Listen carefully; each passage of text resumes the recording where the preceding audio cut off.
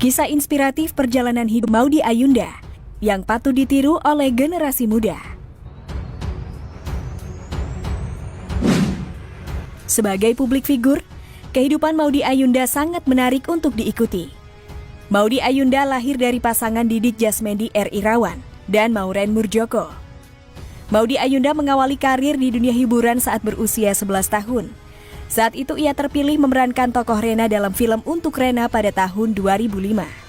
Kemudian namanya kian melejit usai membintangi film Perahu Kertas. Perempuan kelahiran 19 Desember 1994 ini memang terkenal sebagai seleb yang multitalenta. Sepanjang karirnya, ia sudah menelurkan 3 album solo. Tak hanya bernyanyi, Maudy Ayunda juga memiliki bakat akting yang memukau. Perempuan berzodiak Scorpio ini sudah membintangi 13 judul film. Maudy Ayunda sempat vakum dari dunia seni peran selepas film Untuk Rena. Ia lebih memilih fokus pada pendidikannya. Tak hanya dikenal sebagai siswa yang pintar, Maudy Ayunda juga merupakan seorang remaja yang aktif. Ia bahkan sempat menjadi ketua OSIS di sekolahnya. Ketika usianya 15 tahun, Maudy Ayunda comeback ke dunia seni peran. Ia membintangi film Sang Pemimpi dan berperan sebagai Zakiah Nurmala, pujaan hati tokoh utama Arai. Tak hanya bermain peran, Maudy Ayunda juga menyumbangkan suaranya di soundtrack yang berjudul Mengejar Mimpi. Kemudian Maudy Ayunda mengikuti ajang Gadis Sampul pada tahun 2009. Pada tahun 2011, Maudy Ayunda membintangi film Rumah Tanpa Jendela sebagai Andini. Di tahun yang sama, ia juga sempat membintangi film Tendangan dari Langit. Tak hanya di dunia peran, Maudy Ayunda juga menjajal dunia tarik suara. Pada 2011, Maudy Ayunda merilis album perdananya bertajuk Panggil Aku yang berisi 10 lagu. Tak hanya itu, Maudy Ayunda juga menciptakan lagu Tetap Bersama yang dirilis di dalam album tersebut. 4 tahun kemudian, Maudy Ayunda merilis album kedua berjudul Moments. Album Moments mendapatkan predikat platinum karena berhasil terjual 200.000 kopi hanya dalam jangka waktu 2,5 bulan. Dalam album tersebut, Maudy Ayunda berkolaborasi dengan rapper legendaris Iwake dan penyanyi luar negeri David Choi. Pada 2018, Maudy Ayunda kembali merilis album. Album tersebut ia beri judul Oxygen. Sedangkan film terakhir yang ia bintangi adalah Rudy Habibi dan Trinity The Naked Traveler. Tak hanya bersinar di dunia seni, Maudy Ayunda juga memiliki otak cemerlang. Ia mengawali pendidikan dasarnya di SD Al-Azhar dari kelas 1 sampai kelas 2. Saat masuk kelas 3, ia pindah sekolah ke Mentari International Jakarta. Kemudian ia melanjutkan pendidikannya di SMP Mentari International Jakarta dan SMA di British International School Jakarta. Setelah lulus SMA, Maudy diterima di Oxford University jurusan Politics, Philosophy, dan Economics atau PPE. 3 tahun setelah lulus, ia diterima di Harvard University dan Stanford University. Ia pun memutuskan untuk kuliah di Stanford dan mengambil double degree untuk jurusan bisnis dan pendidikan. Keputusan itu sejalan dengan impiannya yang ingin terus memajukan pendidikan di Indonesia. Ia juga aktif dalam kampanye melawan perbudakan modern yang meliputi kerja paksa, pernikahan, dan pekerjaan berbahaya. Maret 2017, ia ditunjuk sebagai juru bicara melawan perbudakan modern di Istana Wakil Presiden. Melalui karyanya, Maudy memperkenalkan bentuk perbudakan modern dan mengoptimalkan media sosial untuk menyebarkan pesan tersebut.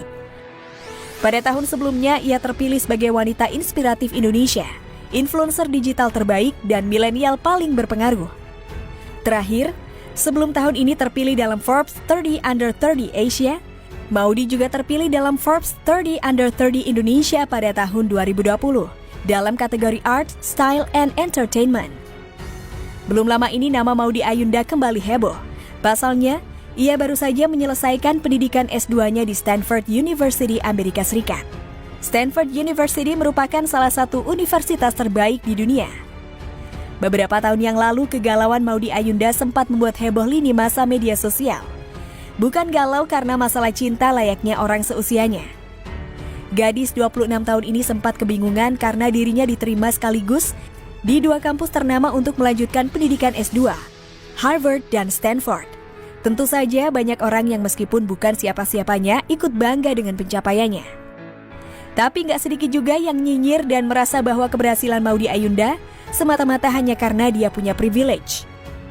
Bagi yang belum tahu, Definisi kata privilege adalah keuntungan yang dimiliki oleh seseorang atau sekelompok orang, biasanya karena posisi yang dimiliki atau karena kekayaan. Orang dengan privilege memang punya peluang sukses lebih besar. Maudy Ayunda dikenal sebagai publik figur yang cantik, multitalenta dan punya riwayat akademik yang cemerlang. Tapi nggak bisa dipungkiri kalau ia memang punya privilege untuk bisa berada di posisinya saat ini. Perlu dicatat bahwa Maudy merupakan lulusan sekolah internasional yang menggunakan sistem pendidikan berbeda dengan sekolah negeri. Dari situ kita bisa menyimpulkan bahwa ia memang datang dari keluarga yang terbilang berada. Orang tua Maudy mampu menjamin biaya pendidikan, memberikan fasilitas memadai, menjamin asupan gizi, hingga kemudahan akses informasi yang membuat probabilitas Maudy untuk menjadi sosok cemerlang seperti ini lebih tinggi. Punya privilege memang nggak menjamin kesuksesan seseorang, tapi jelas kemungkinannya akan lebih besar.